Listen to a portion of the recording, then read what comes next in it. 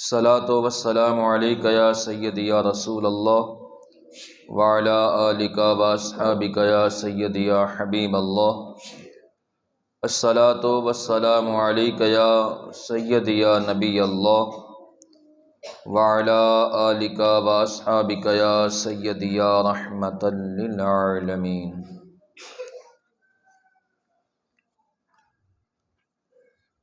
معزز و حاضرین و سامعین، اللہ کے فضل اور اس کی توفیق اور حضور نبی مکرم صلی اللہ علیہ وآلہ وسلم کی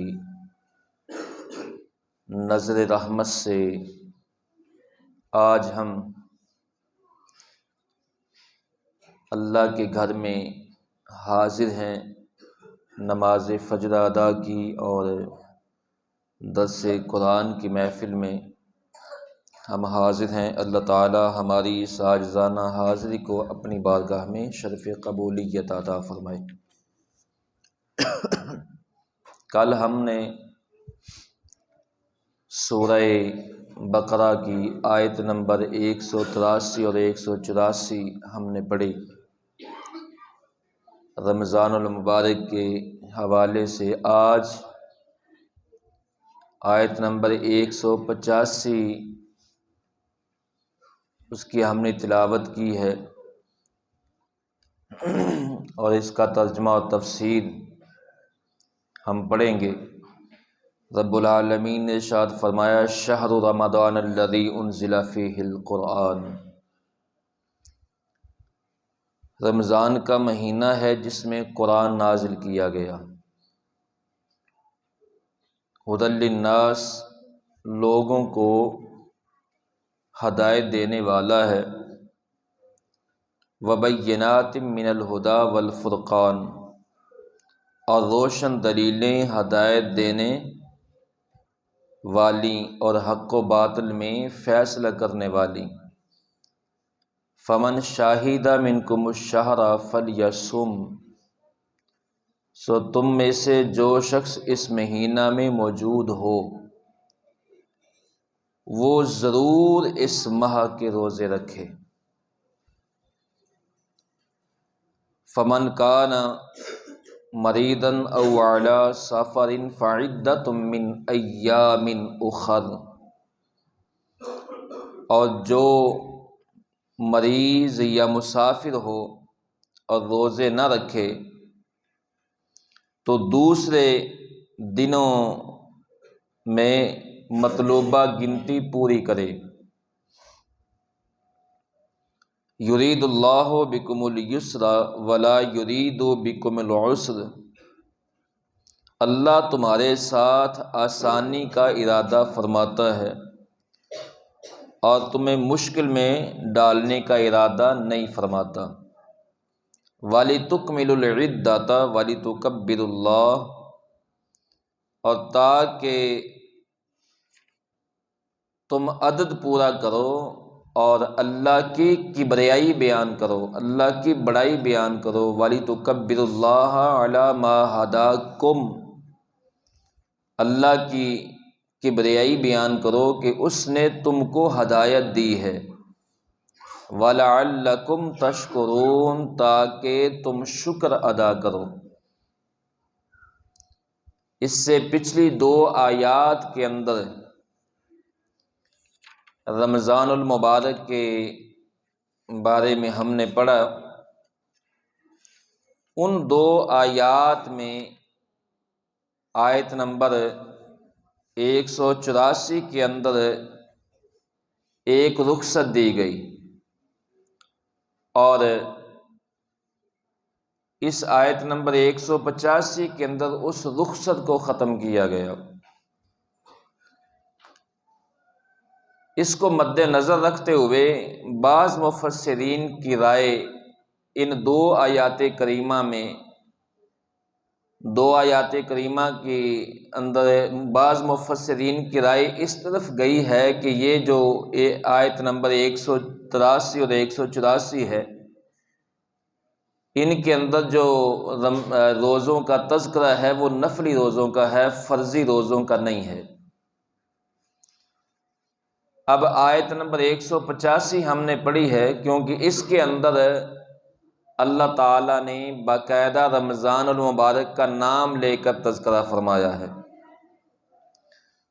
فرمایا کہ یہ وہ مہینہ ہے جس کے اندر ہم نے قرآن نازل کیا،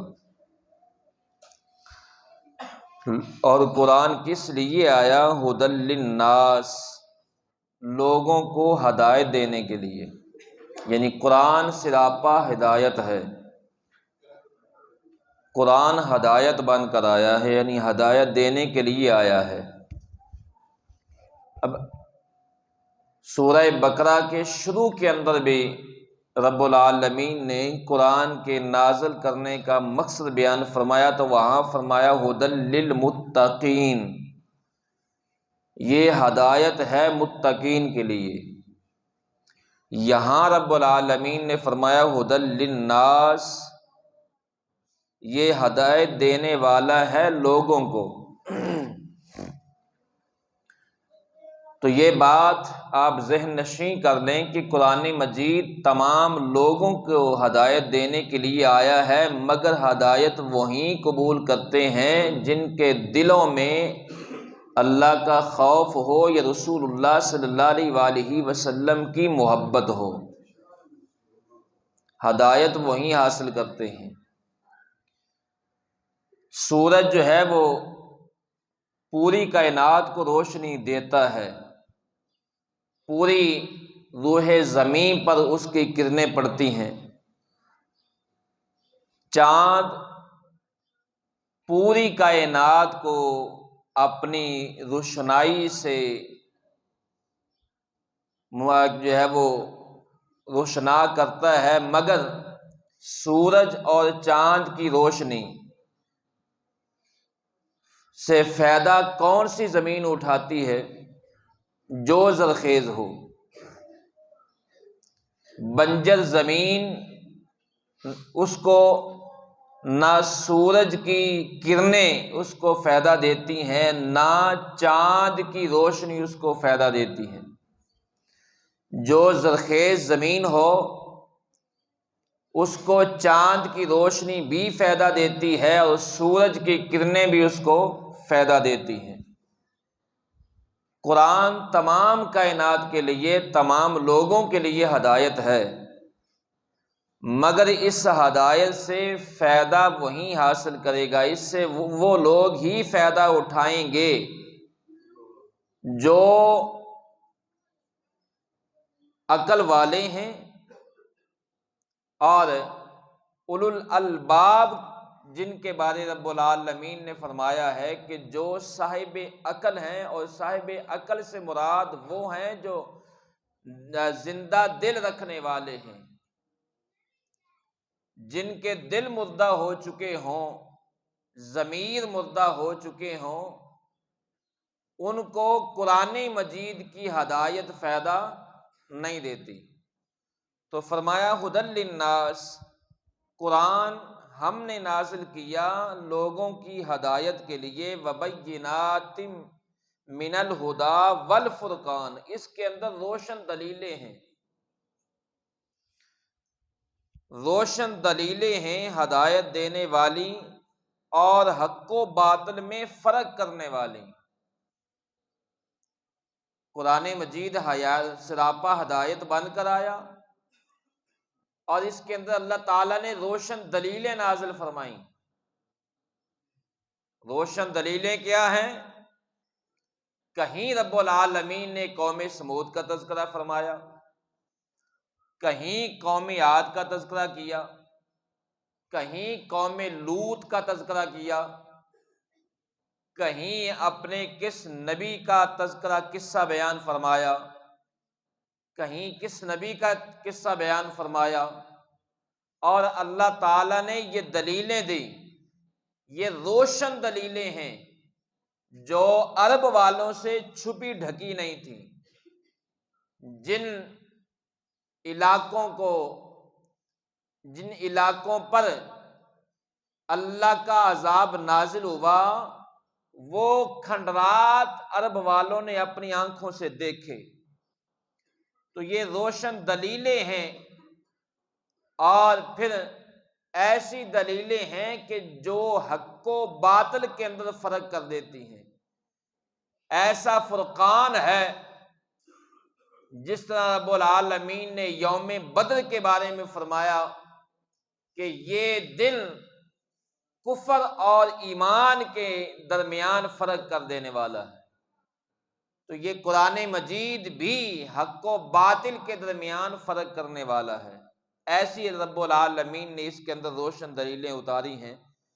فمن شاہد منکم الشہر فلیصم، اب اللہ تعالیٰ نے تاکیدی حکم دیا ہے، زور دیا اس پر کہ جو بھی اس مہینہ کو پائے، اس مہینہ میں موجود ہو تو ضرور روزے رکھے۔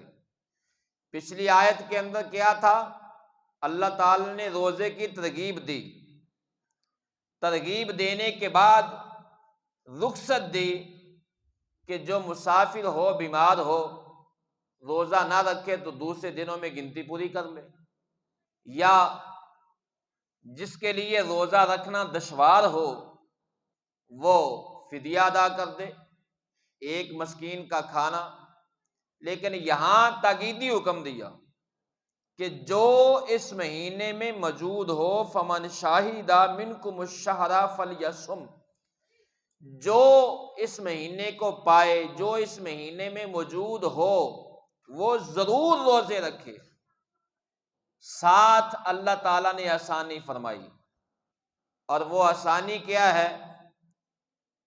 وَمَنْ كَانَ مَرِيضًا أَوْ عَلَى سَفَرٍ فَعِدَّةٌ مِّنْ أَيَّامٍ أُخَرَ، ہاں جو اس مہینے میں بیمار ہو یا مسافر ہو تو وہ دوسرے دنوں میں، یعنی جب بیماری سے صحت یاب ہو جائے یا سفر سے واپس آ جائے تو پھر وہ دوسرے دنوں میں اتنے دنوں کی گنتی پوری کرے، عدد پورا کرے جتنے روزے چھوٹ گئے۔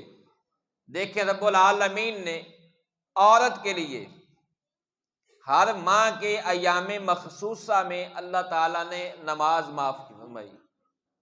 جو نماز عورت کی چھوٹ جائے اس کی قضا نہیں ہے، لیکن روزے سال بعد آتے ہیں، تو ایام مخصوصہ میں جن عورتوں کے روزے چھوٹ جائیں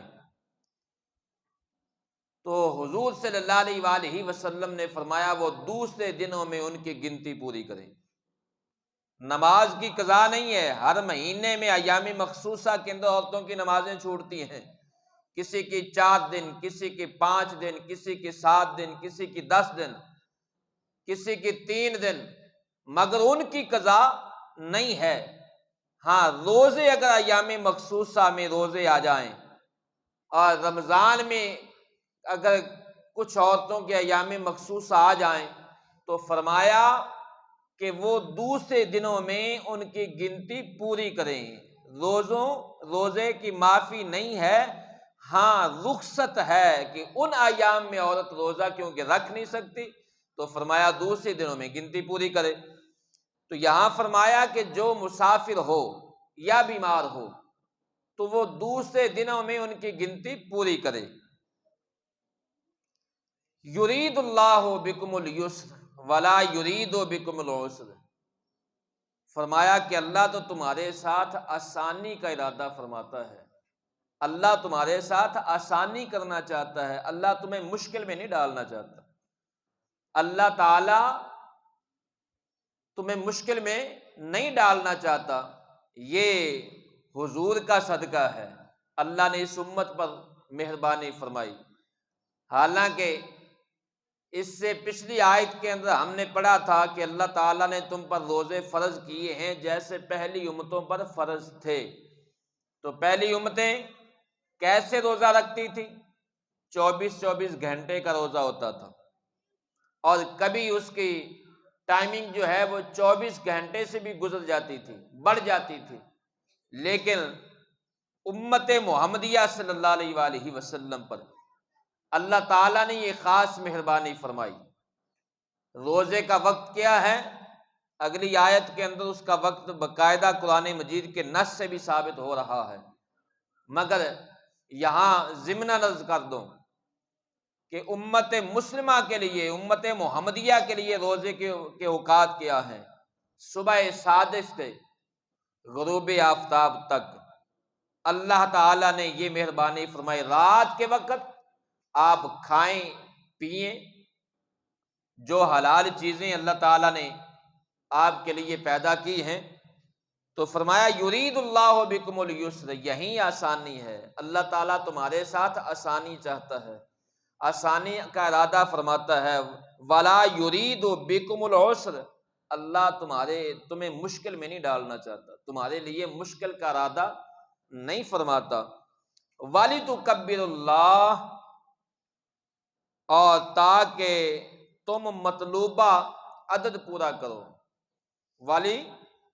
وَلِتُكْمِلُ الْعِدَّةَ، تاکہ تم عدد پورا کر سکو، وَلِتُكَبِّرُ اللہ، اور اللہ کی کبریائی بیان کرو، اللہ کی کبریائی بیان کرو، عَلَى مَا هَدَاكُمْ، کہ اس نے تم کو ہدایت دی ہے، اس نے تم کو ہدایت دی ہے۔ تو جب اللہ نے تم کو ہدایت دی، تم جہنم کے گڑھے میں گر رہے تھے، اللہ نے تمہیں جہنم کے گڑھے کے منہ سے جو ہے وہ نکال کر، جہنم سے نکال کر اللہ نے تمہیں جنت میں داخل فرما دیا۔ لوگ جہنم کے اندر دھنسے جا رہے تھے، گر رہے تھے، حضور نے ایسے پکڑا، کھینچ کر جنت میں بھیج دیا۔ تو فرمایا کہ تم ایک تو عدد پورا کر سکو، دوسرا اللہ تعالیٰ کی کبریائی بیان کرو، کیوں؟ اس نے تمہیں ہدایت دی ہے، لعلکم ولعلکم تشکرون، اور تاکہ تم شکر ادا کر سکو، اللہ کا شکر ادا کرو ان نعمتوں پر۔